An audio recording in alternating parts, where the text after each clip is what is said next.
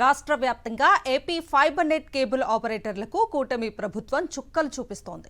ఏడాది నుంచి కనీసం వినియోగదారులకు నాణ్యమైన సిగ్నల్ కూడా అందించలేని దుస్థితిలో అధికారులు ఉన్నారు. దీంతో లక్షల రూపాయలు పెట్టుబడి పెట్టిన ఆపరేటర్లు లబోదిబోమంటున్నారు.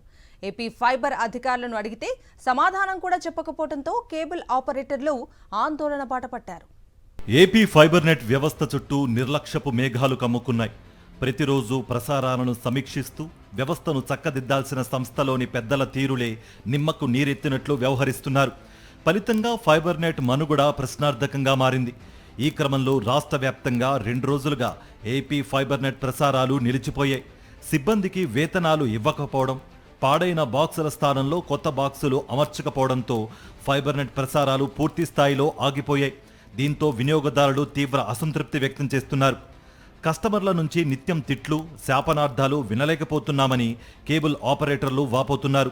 ఉమ్మడి రాయలసీమ జిల్లాలో పరిస్థితి మరింత దారుణంగా ఉందని చెబుతున్నారు. కనీసం రోజుకు గంటపాటైనా ప్రసారాలు ఇవ్వలేకపోతున్నామని ఆపరేటర్లు ఆవేదన వ్యక్తం చేస్తున్నారు. కూటమి ప్రభుత్వం వచ్చిన తర్వాత ఏపీ ఫైబర్ నెట్ను గాలికి వదిలి నరకం చూపిస్తున్నారని ఆంధ్రప్రదేశ్ కేబుల్ ఆపరేటర్స్ జేఏసీ ఆరోపిస్తోంది.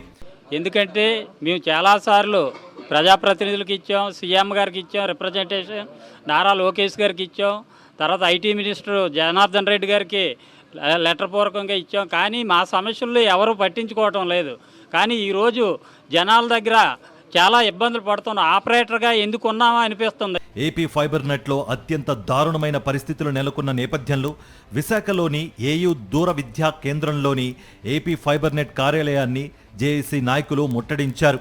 అధికారులను ఎన్నిసార్లు అడిగినా సానుకూల స్పందన రాకపోవడంతో చేసేదేమీ లేక ఆపరేటర్లు ఆందోళన బాట పట్టారు. కార్యాలయం ముందు బైఠాయించి నినాదాలు చేశారు. తక్షణమే సమస్యలు పరిష్కరించాలని, లేకపోతే ఏపీ ఫైబర్ నెట్ను మూసేస్తున్నట్లు అధికారికంగా ప్రకటించాలని డిమాండ్ చేస్తున్నారు. ప్రభుత్వం దిగి రాకపోతే పోరాటాన్ని ఉధృతం చేస్తామని హెచ్చరిస్తున్నారు. కూడా సిగ్నల్ వెళ్ళే పరిస్థితి అయితే లేదు. ఈ రోజుకి దానికి సమాధానం చెప్పేవాళ్ళు లేరు. వీళ్ళు నిర్లక్ష్యం వల్ల 4 లక్షల బాక్సులు కస్టమర్లు రీఛార్జ్ చేసుకోక సస్పెండ్లోకి వెళ్తే ఆ 4 లక్షల బాక్సులకి ఒక్క బాక్సుకి 59 రూపాయలు చొప్పున మా కేబుల్ ఆపరేటర్ల వ్యాలెట్ నుండి వితౌట్ ఇంటిమేషన్ లేకుండా కట్ చేసుకుని దౌర్జన్యంగా తీసుకుంటున్నారు. వ్యవస్థలను కూటమి సర్కార్ ఎలా నిర్వీర్యం చేస్తుందో ఫైబర్ నెట్ వ్యవహారం చూస్తేనే అర్థమవుతోంది. ఫైబర్ నెట్ నిర్వహణను గాలికి వదిలేసి ఇటు కేబుల్ ఆపరేటర్లను, అటు వినియోగదారులను ముప్పు తిప్పలు పెడుతోంది చంద్రబాబు సర్కార్.